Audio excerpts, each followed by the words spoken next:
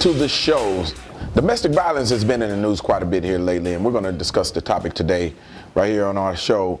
And I want to welcome to the show Miss Stephanie Love. Stephanie Love was a community activist and leader, now elected to the school board in Memphis and Shelby County. So Stephanie, welcome to the show. Thank you for having me. Stephanie, this issue of domestic violence is plaguing our communities. I know that you have a story of your own. Tell us about your story. Well, I can say I have been accustomed to domestic violence. You know, growing up, it was, I guess, normal. Well, let me jump right in before you continue on. When you say normal, explain to our viewing audience how domestic violence can become normal to someone. Well, the environment that I grew up in, I didn't see it as domestic violence. I saw it as a way of control, a way of, you know, a man telling a woman what to do, when to do it, and how to do it. Okay, so this domestic violence that you experienced, so you experienced domestic violence as a child, or was it as an adult with your mate, or how did? So set that up for us, so our audience can know and understand the situation that you were actually in. Well, growing up, I put in my head that when I started dating, or if I was ever in a relationship with a man, that I would always fight back. So I didn't consider that domestic violence. So, and why did you feel that way? Why did you feel like, you know, there had to be, what experiences did you have that made you think that, or feel that you needed to fight back, or that you would even be in a domestic violence situation? You know, like I stated before, just the environment that I was in, seeing people, men and women, fight on a constant basis. And I mean, in the neighborhood, we didn't see it as domestic violence. It was just, you know, either the woman will fight the man or the man will fight the woman.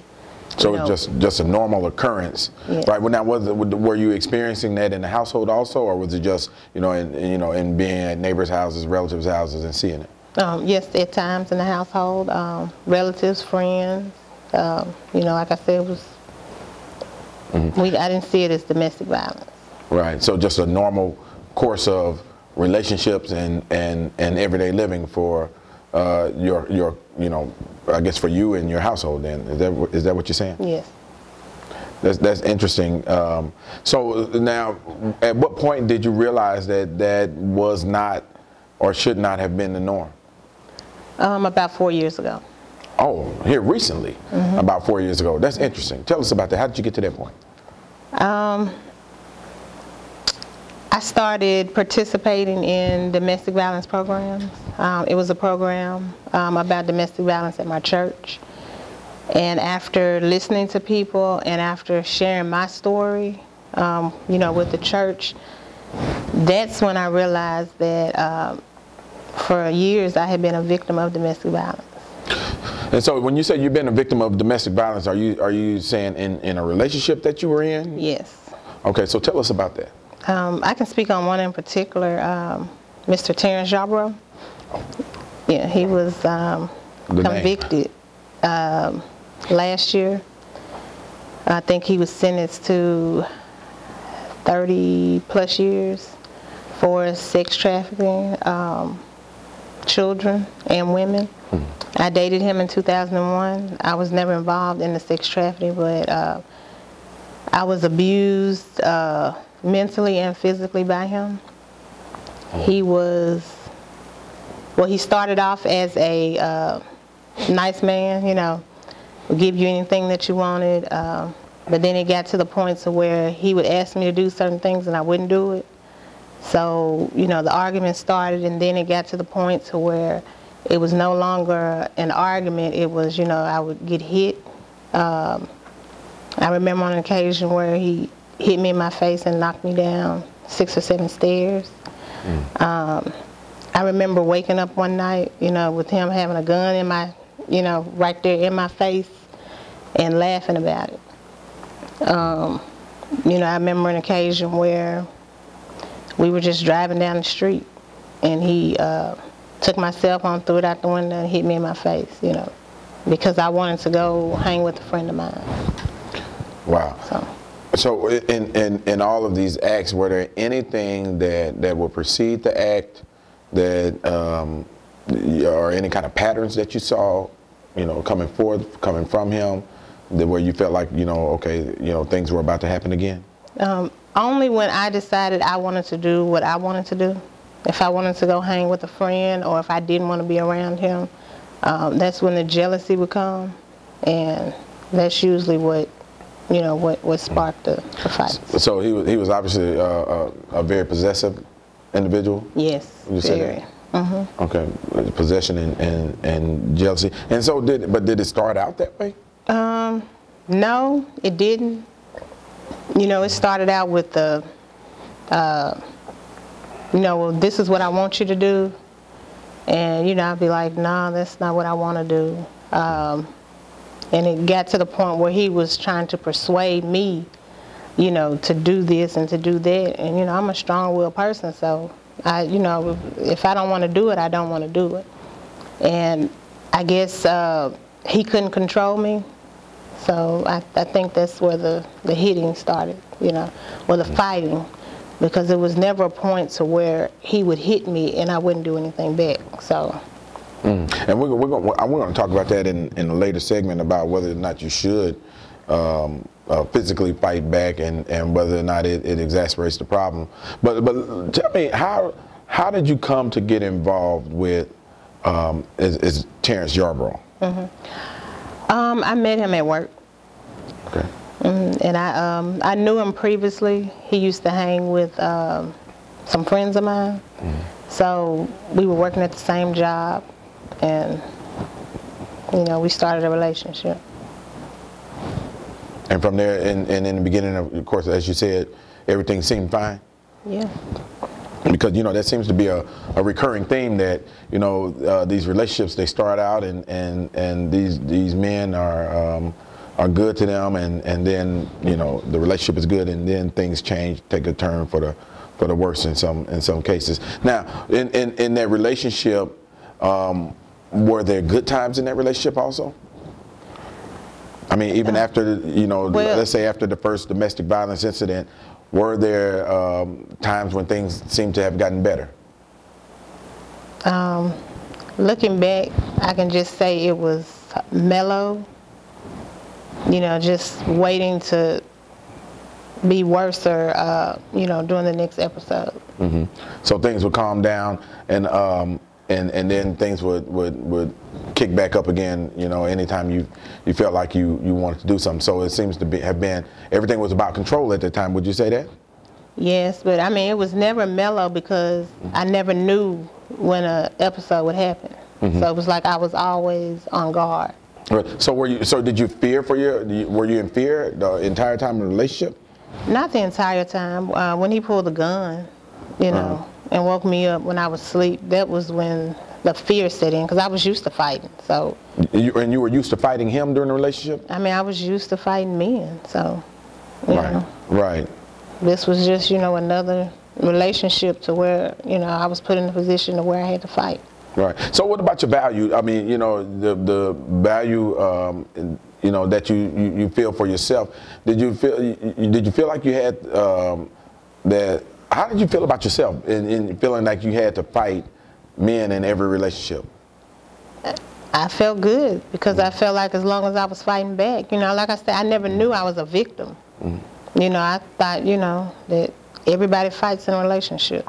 Right. And so, when we come back, I'm going to stop right here, because this is getting really interesting. When we come back, we're going to talk to Stephanie Love about whether or not she decided to leave, or whether or not she decided to stay. And you're going to want to hear the rest of this, so we'll be right back.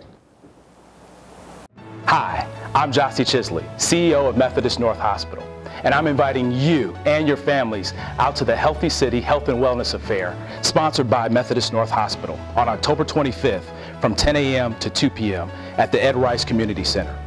There'll be tons of free screenings, from blood pressure checks, glucose, prostate, and more. There'll also be healthy cooking demonstrations, prizes, and free giveaways. So come enjoy music, food, and a fun-filled atmosphere. And it's free to the public. So So join us at the Block Party and Picnic for Peace for the Healthy City Health and Wellness Affair on October 25th at 10 a.m. at the Ed Rice Community Center, 2907 North Watkins. See you there. Skinny Fiber works. I've got my Skinny Fiber. Have you got yours? If you need to drop 5 pounds quickly, Skinny Fiber works. If you need to get in that little black dress, Skinny Fiber works. Skinny Fiber lets you eat less and feel full. It's 100% all natural. It detoxifies the body, improves blood sugar imbalances, and melts away stubborn fat. Get yours today. For more information, call 901-860-5110. Or you may check out our website at www.skinnyuniverse.com.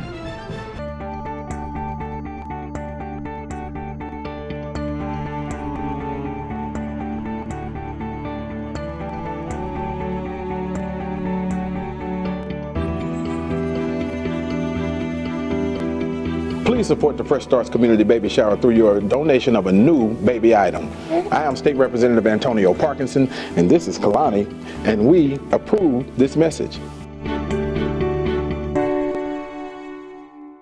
Hi, I'm your State Representative Antonio Parkinson, inviting you and your family to the 2014 Block Party and Picnic for Peace presented by CMOS at Ed Rice Community Center, October 24th through the 26th. Music, food, fun. Activities for all ages, from kids to senior citizens. Music, food, fun. Prizes, giveaways, and did I mention? Music, food, fun. Free admission. The Block Party and Picnic for Peace presented by CMOS, October 24th through 26th at Ed Rice Community Center. Black Market TV. And welcome back. October is Domestic Violence Awareness Month, and we are talking about domestic violence, and we have Stephanie Love, who is a school board commissioner in Memphis, Tennessee, and with Shelby County School Board. And Stephanie Love, you know, with you being on the show, you know, that goes to show people that domestic violence can hit anywhere, anyone, anytime. And you were telling us about your ex-boyfriend, who are one of them that you experienced domestic violence about, and who right now is locked up for 30 years, I believe it was that you said. Mm-hmm. So 30 years. Now, so in that time that you were dealing with this gentleman, were there ever times that you felt like you wanted to leave? Yes, a lot of times. Okay, a lot of times you felt like you wanted to leave. Now, were there ever times that you did leave? Yes, I did leave one time, and he came and kicked my door in. So I didn't want to lose, where I was staying. I didn't want to lose my apartment. So when he came and kicked my door in that first time, I had a friend fix it, and so I did go back because I thought that would, keep him calm. Wow, that's interesting and shocking at the same time. So you wanted to leave. You wanted to leave. He came and he displayed more violence by kicking your door in, and yet you still went back. And you went back was it out of fear that you went back, or a fear of losing your apartment, or a fear of that he might do something else to you? What tell me what was going on. What were you thinking about when you were making the decision to go back? Really, I was just thinking about maybe if I was with him, I wouldn't have to worry about him. Well, I wouldn't have to worry about looking over my shoulder, and then it got to the point to where if somebody else made him mad, if somebody made him mad at work, or if something didn't go his way, it would start an argument, or, honestly, I really don't know. Maybe I wasn't thinking then, because like I said, it was normal. It was just the fact that he was a lot worse than the others. It was like he had no feelings towards human beings, period. So, in a way that scared me. Just to have somebody have a gun and they're laughing, you know, that scared me too. So it was something that I wasn't used to. So that's interesting. It's interesting that you say, you know, that you know, due to fear, you know, you went back, and the reason why I'm asked that, and the reason why I kind of stayed on that question a little bit, was because there are so many other girls that are women that are in the same exact situation, that, you know, are living in fear and feel that if they stay with the individual or stay close to the individual, is less harm that can be done to them. What about children? You have children, Stephanie Love. How did this affect your children? Well, I made sure I kept my children away from him. I made sure my children were not around him. If that meant, you know, them going over a family member's house, a friend's house, or whatever, at no point in time did my children go to his house, period. So even when he came and kicked my door in, my kids were not there, because I knew that we had just got into it, and I knew that, you know, I told him I didn't want to be with him anymore. So when I went home, I didn't go pick my kids up. So my kids, they never witnessed that. What made you actually end up getting away? How did you walk away from this relationship, or how did you get out of this relationship? He ended up going to jail. We got into it one day because I wanted to go to my friend's house, and he ended up, I guess, well, kidnapping me. Yeah, he took me far off in some woods somewhere. Wait a minute. Yeah. Did you say he kidnapped you? Yeah, he took me. We were on the interstate. My friend called me, and I told her that, you know, I would, you know, be with her, that, you know, go out with her later on that day. And he got mad. That's when he took my cell phone, threw it out the window, hit me in my face, locked the doors in the car. And he took me, you know, far off somewhere in the woods. And, you know, he told me he was going to kill me. He told me that he was going to kill me because he knew if I lived that I would put the police, you know, put the police on him and get him in trouble. So, I mean, I got away. How did you get away? I ran. I ran. So you're running through the woods. You're running out of the woods from this individual. It's crazy. Running for your life. And I mean, just it happened like in 01 or 02, but it still brings back a lot of memories. You know, and then looking back, you know, why was I in the relationship? You know, was I missing something from my childhood? Was I looking for something from him? I mean, you know, it's a lot of questions that I still can't answer to this day. So you ran. Did you get out of the woods? Did you run out of the woods? Did someone pick you up? What happened? How did you get away? Yeah, I was running in the road, and I guess somebody called the police or whatever. I ended up pressing charges, you know, but to me, the system wasn't there for me. Oh, wow. You know. Tell me about that. The system wasn't there for you. Well, with his background, he had a lot of other domestic charges. And, you know, nobody helped me. Nobody asked me, did I need help? Nobody asked me, did I need counseling? Nobody asked me, was I all right? Nobody helped. You know, nobody came to me, and nobody offered any services to me. You know, so that put me in a position to stop trusting the system. And basically taking it into your own hands. How's this affected any of your future relationships? Have there been any trust issues or anything with? Well, you know, there's always trust issues, and like I said, you know, going into every relationship, I felt like I had to prove who I was. So that caused, you know, a lot of problems. You know, a lot of arguments, a lot of issues. you know, in all of my relationships.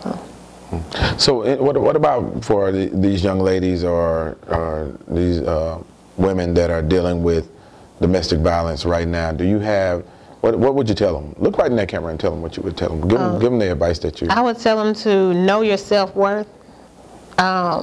Just know that God put you on this earth for you to be a mother, for you to be loved and not hit on. You know, respect yourself. You know, we have to learn that we're worth more than what anybody has to give us. That's negative. You know, abuse is not the answer. Wow. Well, thank you. We'll be right back. Hi, I'm Jossie Chisley, CEO of Methodist North Hospital, and I'm inviting you and your families out to the Healthy City Health and Wellness Affair, sponsored by Methodist North Hospital, on October 25th from 10 a.m. to 2 p.m. at the Ed Rice Community Center. There'll be tons of free screenings, from blood pressure checks, glucose, prostate, and more. There'll also be healthy cooking demonstrations, prizes, and free giveaways.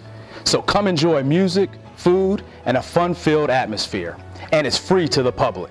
So join us at the Block Party and Picnic for Peace for the Healthy City Health and Wellness Affair on October 25th at 10 a.m. at the Ed Rice Community Center, 2907 North Watkins. See you there. Skinny Fiber works. I've got my Skinny Fiber. Have you got yours? If you need to drop 5 pounds quickly, Skinny Fiber works. If you need to get in that little black dress, Skinny Fiber works. Skinny Fiber lets you eat less and feel full. It's 100% all natural. It detoxifies the body, improves blood sugar imbalances, and melts away stubborn fat. Get yours today. For more information, call 901-860-5110. Or you may check out our website at www.skinnyuniverse.com.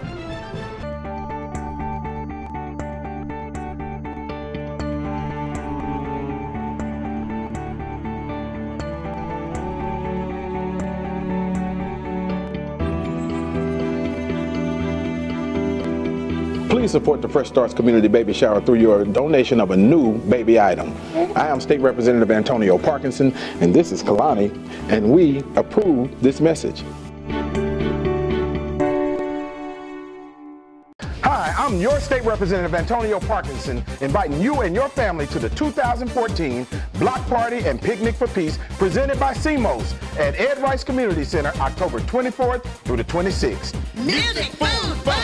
Activities for all ages, from kids to senior citizens. Music, food, fun. Prizes, giveaways, and did I mention? Music, food, fun. Free admission. The Block Party and Picnic for Peace presented by CMOS, October 24th through 26th at Ed Rice Community Center. Black Market TV. Welcome back to the show. We're talking domestic violence. Domestic violence has been plaguing our communities, and it's even affecting us at our highest pay grades in the NFL with people like Ray Rice and others. And joining us right now is Kelly Alsobrook. Kelly, welcome to the show. Thank you for having me, Antonio. Well, we're glad you're here. We're glad you're here and able to, shed some light on domestic violence. It is Domestic Violence Awareness Month here in the month of October. So, Kelly, tell us your story. Well, a lot of my domestic violence started when I was a kid. I grew up in a household that was filled with domestic violence. My dad was very physically violent. He was emotionally abusive. He was sexually abusive. So that's what I grew up with. I grew up with a lot of low self-esteem. I grew up living in fear. So I carried that over into my adulthood. And the one thing that I continuously was looking for was someone to accept me, someone to love me for who I was, because I didn't feel good about myself. I grew up hearing that I was nothing and that I would never be anything. Kelly, let me jump in right there. A lot of times when we talk about domestic violence or we hear the words domestic violence, we automatically assume it's from a spouse or a lover or a mate where the domestic violence is committed. But here you're speaking in regards to a family member, an adult family member, a father, or it could even be, a sibling. Tell us about that. How did that start? How did it begin? It started just as early as I could remember. My father had a very violent temper, and so any little thing set him off, and I seemed to be the one that he would use as that punching bag or as that, you know, to talk down to. So it can start, I mean, that's all I knew when I was growing up for as long as I can remember. I don't even remember when it started. I was very young when it was starting. Right. And so, Kelly, you know, with you being as young as you were and dealing with a situation like this, I'm sure at an age of in your adolescence, it's kind of hard to cope with or hard to deal with, or did you find ways of coping with what was going on around you? I really never did find anything, any way to cope with it. I was very much a loner because I just didn't feel like I was worthy of any kind of love or friendships. I knew I couldn't bring any of my friends home because my dad would also sexually abuse them. And so that was really difficult. So I had to stay pretty much to myself. So I really didn't have any way of coping as an adolescent. Were there any other family members that you could turn to and discuss it with, talk about it, or go to for help when this domestic violence was going on in your childhood? No. My dad pretty much had everybody in my family convinced that I was just a piece of garbage, that I was trash. So no, there was nobody to go to. And at that time, what went on in the house stayed in the house. Wow. So there's obviously some level of control that was exerted by your father. Yes. And all of the family members were under that control from your father, or was it fear? What kept people from talking? Fear is what really kept people from talking, and I have a very small family. So, you know, it was just him, myself, and my sister in Miami. The rest of the family was out of town. So yourself, your sister, and your father. What about your mother? Where was your mother at this time? My mom had left my dad, so she was in New Jersey. So your mom had left, and she left the children with your dad to raise, and you were having to deal with the domestic violence in the absence of your mom. What about your sister? Was she dealing with the same thing? No, and my mom didn't leave me. She took me with her, but my dad had controlled the situation to keep bringing me back by saying my mom was a horrible mom. Oh, wow.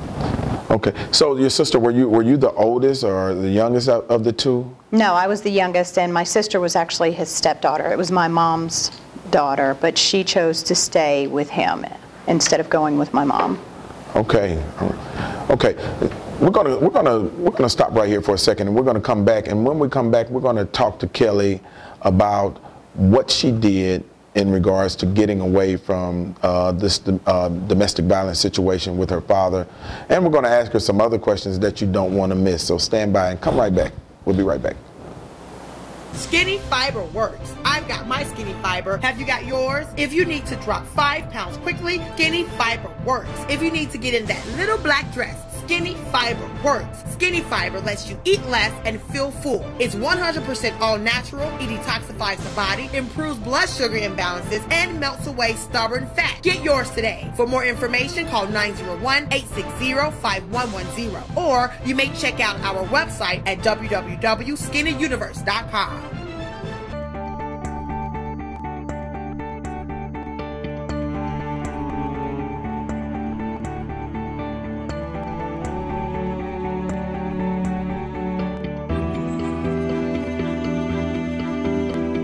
Please support the Fresh Starts Community Baby Shower through your donation of a new baby item. I am State Representative Antonio Parkinson, and this is Kalani, and we approve this message. Hi, I'm your State Representative Antonio Parkinson, inviting you and your family to the 2014 Block Party and Picnic for Peace presented by CMOS at Ed Rice Community Center, October 24th through the 26th. Music, food, fun.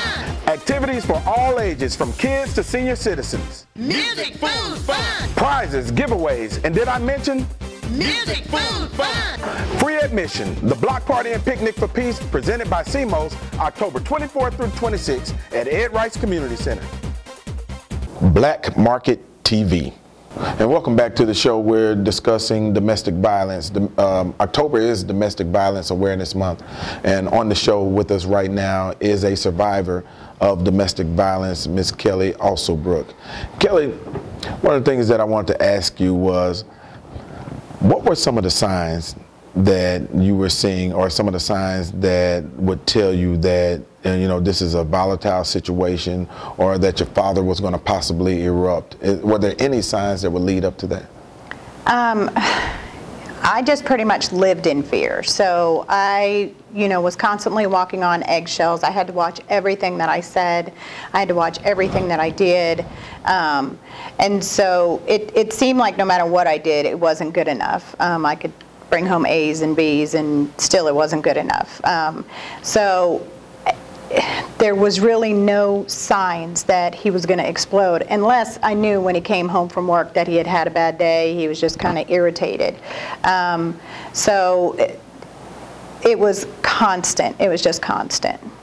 What about times that weren't times of abuse? In between those times, were there ever times where you did not see the abusive side of your father? Were there valleys in there or lulls in there where things seemed like they were normal? There were times with my dad that were pretty happy times. One thing that I can remember in particular is our Saturday morning breakfast. He would cook breakfast for us, and that was always a good time for us. So there were times that were good times. It's just, I guess, because the bad times were so bad, I remember them so much more. But I do try to remember some of the good things that he did do. Tell me about some of the good things. You mentioned the Saturday morning breakfasts. What are some of the other good times or good memories that you have of growing up with your dad? We would take family vacations, and he would take us to Disney World, and he was an amazing cook. So that was one thing that I really remember, is just he could take leftovers and make it like a gourmet meal. Those are some of the things that I remember that were really good. He also taught me a lot about good work ethics. He was a very, very hard worker.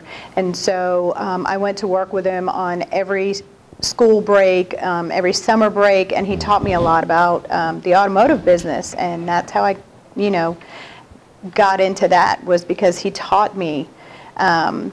He wanted me to be able to stand on my own. So, in listening to your story, we find the normalcy in your dad, but there's also that other side, the volatile side. So, what would cause the volatile side to come up?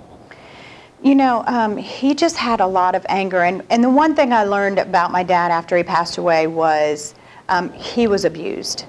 He went through some horrendous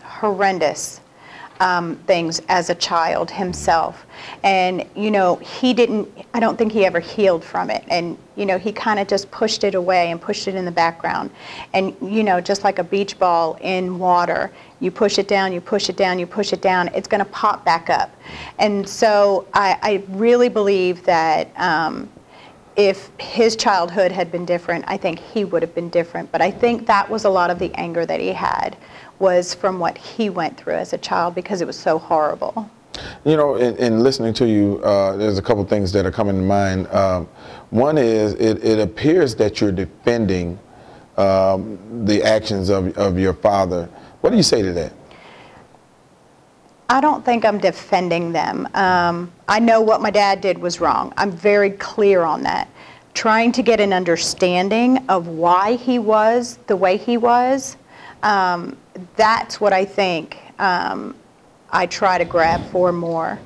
But I'm not defending him, because what he did was wrong, clearly. But to understand him more, I wanted to understand why he was the way he was. And so I did learn some things after he passed away. And, I have to forgive him. Forgiveness is key, because I can't move on and I can't heal if I don't forgive him. Can you walk us through a moment when the domestic violence acts were taking place from the beginning? Well, and the reason why I'm asking this is I want our viewing audience to see if they recognize any of the patterns that may have happened or taken place while you were dealing with this situation. So what would happen? You come home from school, and let's say you mentioned bad grades or what would set him off? Walk us through that. It's really hard to say what would set him off. He would assume that I would do something wrong. Give us an example. Give us an example of something that he would assume that you did wrong. He used to accuse me a lot of times of having sex with the mechanics where he was the manager at.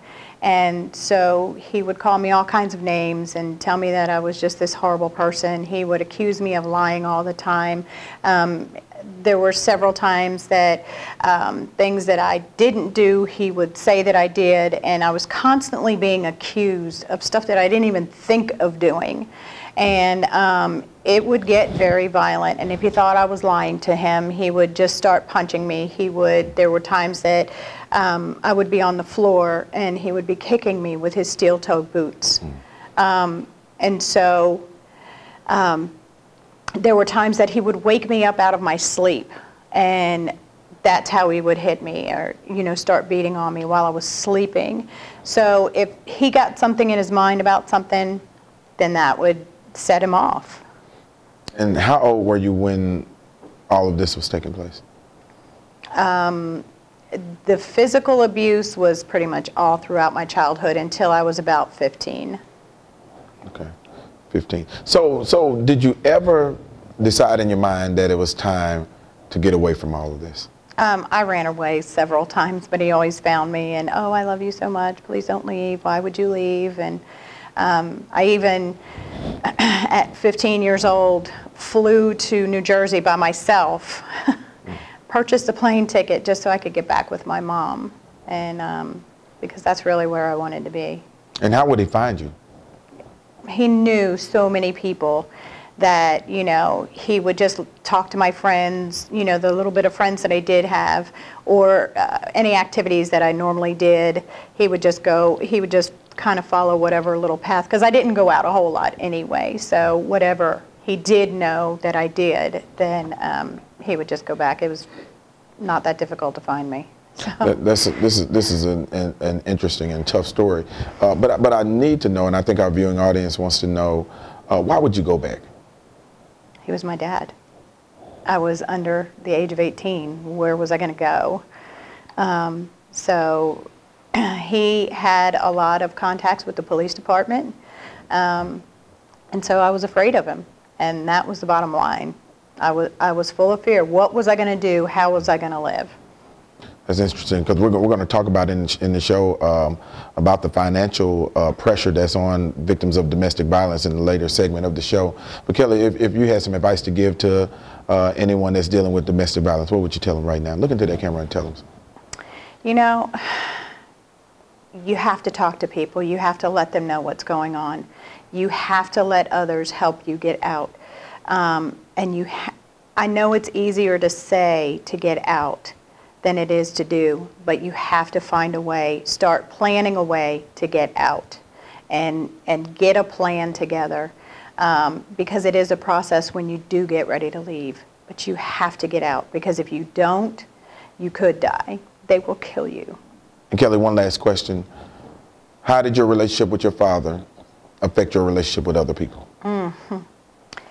Well, I tend to choose people that were like him, so I got into abusive relationship after abusive relationship. I had no self-esteem. If my dad couldn't love me, how could anybody else love me? So I spent so many years just wanting someone to love me. So there was nothing that I wouldn't do for that man that said, I love you, you're special. I would take the beatings.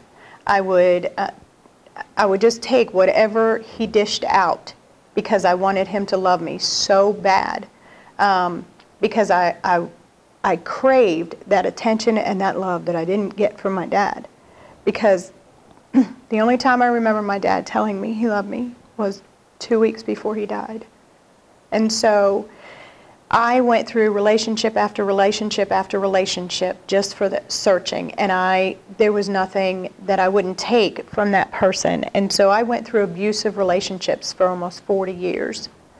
And so I didn't feel good about me. And so if I didn't love me, how was I going to let someone else love me, and how could I really love someone else, because I did not know what that was. Wow, that's a tough story and heartbreaking story that millions of women in our community go through. And when we come back, we're going to talk to the experts that will tell us how we can recognize the signs and how we can avoid domestic violence situations. Thank you, Kelly, for being on our show, and we'll be right back. Hi, I'm Jossie Chisley, CEO of Methodist North Hospital, and I'm inviting you and your families out to the Healthy City Health and Wellness Affair, sponsored by Methodist North Hospital, on October 25th from 10 a.m. to 2 p.m. at the Ed Rice Community Center. There'll be tons of free screenings, from blood pressure checks, glucose, prostate, and more. There'll also be healthy cooking demonstrations, prizes, and free giveaways. So come enjoy music, food, and a fun-filled atmosphere. And it's free to the public. So join us at the Block Party and Picnic for Peace for the Healthy City Health and Wellness Affair on October 25th at 10 a.m. at the Ed Rice Community Center, 2907 North Watkins. See you there. Skinny Fiber works. I've got my Skinny Fiber. Have you got yours? If you need to drop 5 pounds quickly, Skinny Fiber works. If you need to get in that little black dress, Skinny Fiber works. Skinny Fiber lets you eat less and feel full. It's 100% all natural. It detoxifies the body, improves blood sugar imbalances, and melts away stubborn fat. Get yours today. For more information, call 901-860-5110. Or you may check out our website at www.skinnyuniverse.com.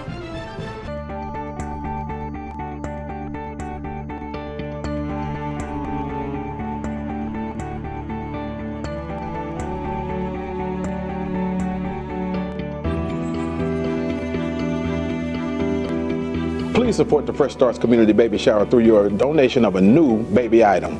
I am State Representative Antonio Parkinson, and this is Kalani, and we approve this message.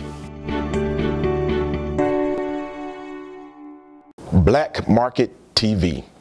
Welcome back to the show. We're talking domestic violence. And October is Domestic Violence Awareness Month, and joining us right now is Mr. Dwight Merritt, LCSW Clinical Director for Family Support Services in Memphis, Tennessee. And Dwight, thank you for joining us on the show. Thank you for having me. I appreciate you calling me. Well, first, tell everyone what LCSW means. Licensed Clinical Social Worker. Okay, so Dwight, you hear these stories over and over. Tell us what did you think about Kelly Alsobrooke's story? Actually, without minimizing it, it was pretty typical. The cycle of violence continues throughout your life. The only thing that was kind of different is that she was the child as opposed to the spouse or the otherwise girlfriend. But it seems that she was the surrogate wife, so she was the target. That's how that came about. But in every other aspect, it was pretty typical. That is an interesting take. So in the absence of the wife, Kelly Alsobrooke became the surrogate wife and the punching bag from her father. Exactly. Exactly. Is that typical in some of these domestic violence cases? Typical for the child to be the brunt of the violence? Not so much. Usually, it's usually the spouse or the girlfriend. Pretty much the target is usually the person you're in a relationship with. Now, it's a cycle. First the abuse, then the self-directed guilt, then the blaming, the excuses, and then of course the return to normal. She made a point of pointing out the good times. See, that's the period when everything seems to be okay, everything's going to be all right, I'll never do it again. But then right behind that, while all this is going on, the typical abuser is fantasizing about when that's going to happen again. In other words, he's planning to do this again. A lot of people believe that this is a spontaneous act, he or she loses control, but actually that's a choice. The violence is a choice. And during this fantasizing period, he's also planning a setup. An example would be allowing her to go to the store. But see, what she doesn't know is that she's on the clock. She has 45 minutes. So if she comes back 60 minutes late, then the beating starts, or the violence starts, the aggressiveness starts, the threats, or whatever happens. So it's a cycle. That's an interesting take on this, and one that I never knew or imagined happened. So you're saying that these abusers, they continue to set the victim up for failure so that they can have an excuse for abusing? Pretty much. If they need an excuse, that's just a cycle. I mean, they're beyond, maybe I'm being a bit too harsh, it's not necessarily an excuse, because usually, and this is not giving them an out, usually, as Kelly said, her father was abused, so it trickles down. It's a systemic situation. Kids do what they see. If I live in a house where abuse takes place, I begin to think that's the norm. I begin to believe that this is proper parenting. I believe this goes on in the house next door, the house down the street, the house on the other side of the town, that this is how adults behave. Is there a cure for that perpetrator of domestic violence? A cure? It's treatable. It's treatable with therapy, group therapy, and individual therapy. But like most therapy, the person has to be willing to change. First, I have to see or feel that something is wrong. So absent that, then no, nothing, there won't be any change. Something has to happen for anybody, be it an abuser or whatever, to become desperate enough to want to change. You know, a lot of times we hear that it's the fault of the victim. And are there any times when the victim can be at fault in a domestic violence situation? No, no. So what about the victims that come to you and they sit down for therapy and they blame themselves? What do you tell that victim? Well, let me go back. This is what happens, and just for your viewers who are wondering if they're in an unhealthy relationship, these are the signs. First of all, it's internal. You start doubting yourself. You start blaming yourself, wondering, am I crazy? Did I do something wrong? If you are with someone and you are always afraid, you're watching what you say, you're walking on eggshells, just as Kelly described, then that's an unhealthy relationship. That's the internal part. Let me stop you right there. So if you're watching what you say, and you're walking on eggshells, what if the person that you're watching what you say to feels like you're abusing them with what you're saying? Then there's a cure for that. I mean, then most people who have coping skills talk that out. They don't start punching or berating the person. I mean, healthy couples work through problems. They have healthy problem-solving skills. Absent that, then it degenerates into an abusive situation. I'm glad you said that. So what is a way for those that are dealing with these situations to diffuse the situation?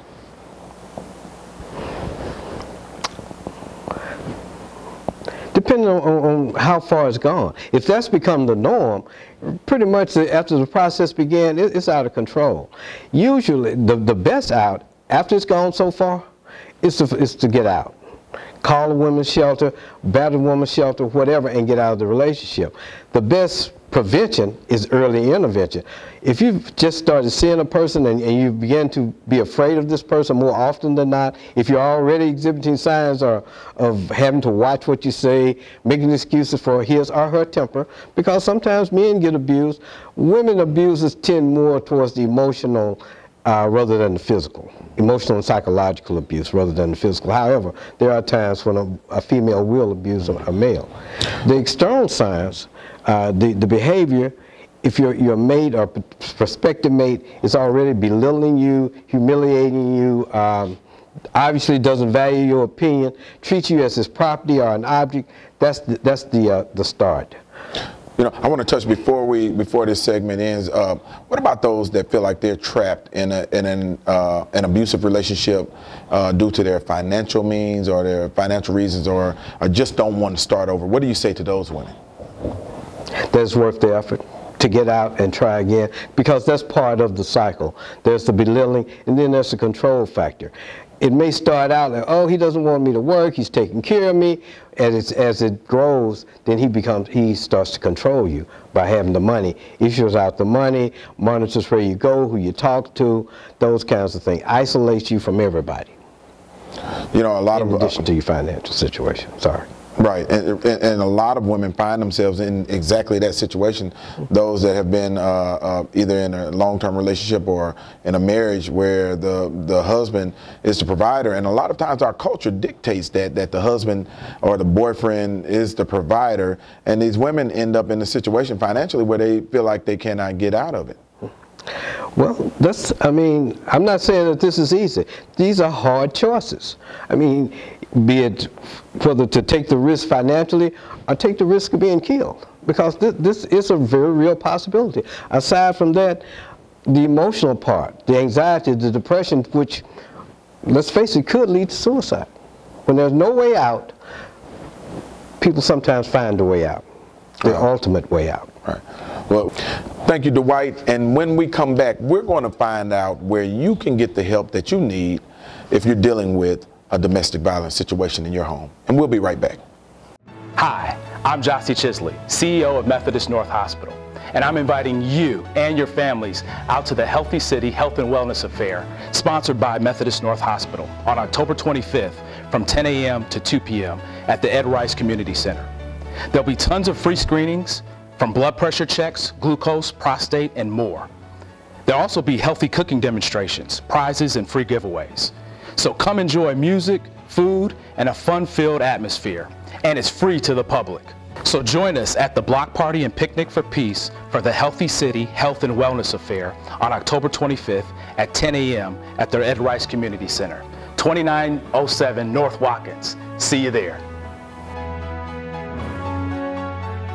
Skinny Fiber works. I've got my Skinny Fiber. Have you got yours? If you need to drop 5 pounds quickly, Skinny Fiber works. If you need to get in that little black dress, Skinny Fiber works. Skinny Fiber lets you eat less and feel full. It's 100% all natural. It detoxifies the body, improves blood sugar imbalances, and melts away stubborn fat. Get yours today. For more information, call 901-860-5110. Or you may check out our website at www.skinnyuniverse.com.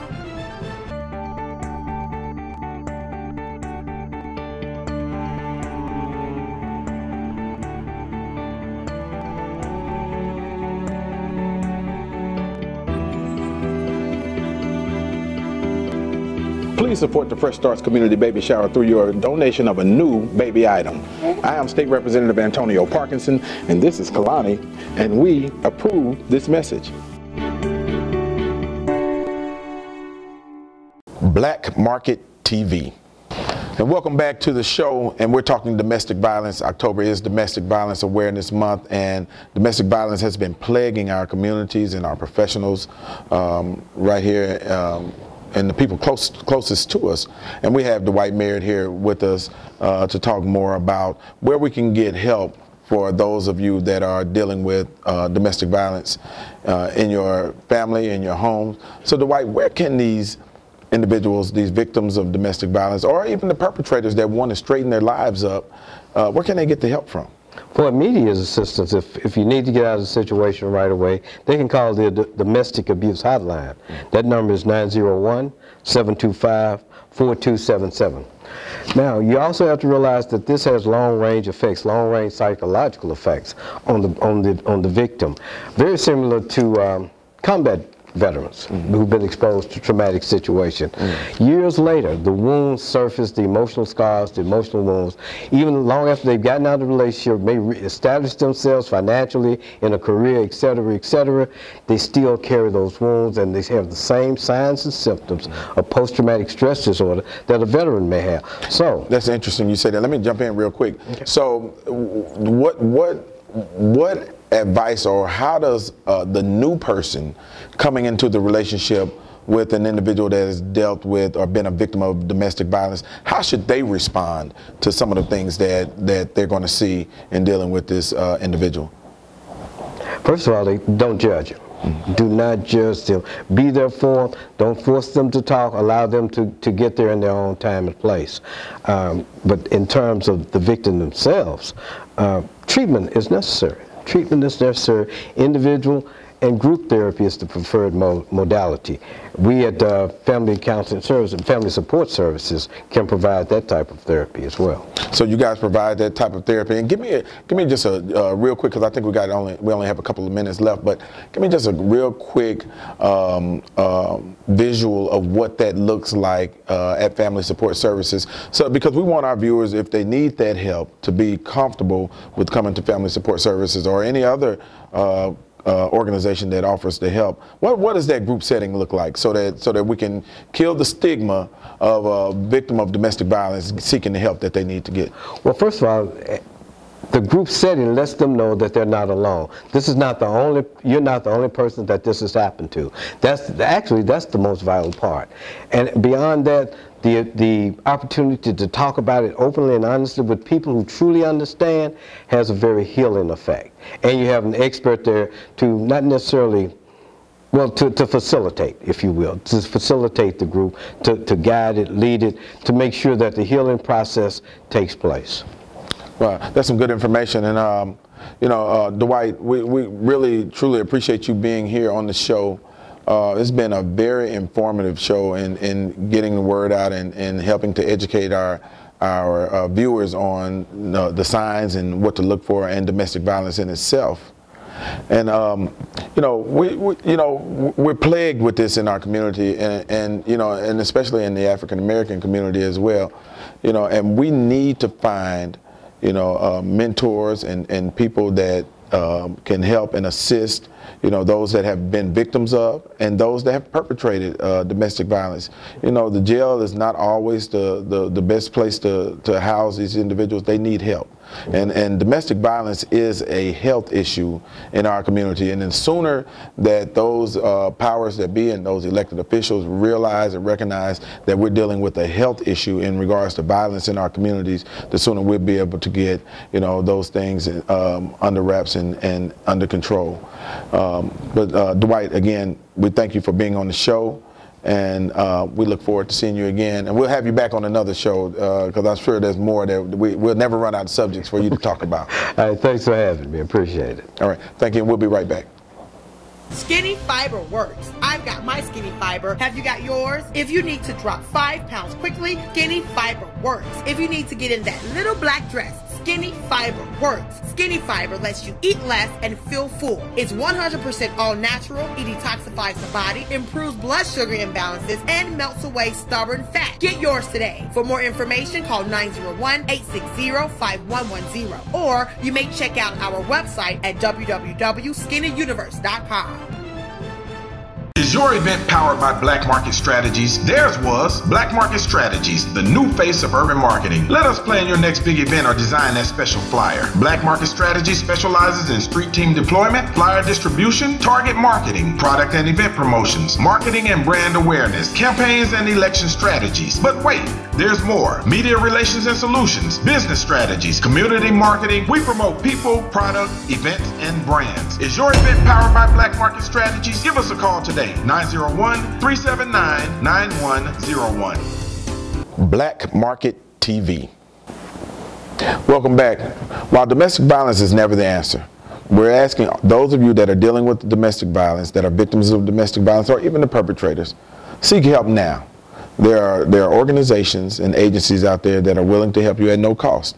And those of you that have insurance, use your insurance, utilize your insurance to go get the help and the assistance that you need. Domestic violence is never the answer. We have to protect those that are most vulnerable to us. And we thank you again for watching the show. We'll be back next week. Powered by Black Market Strategies.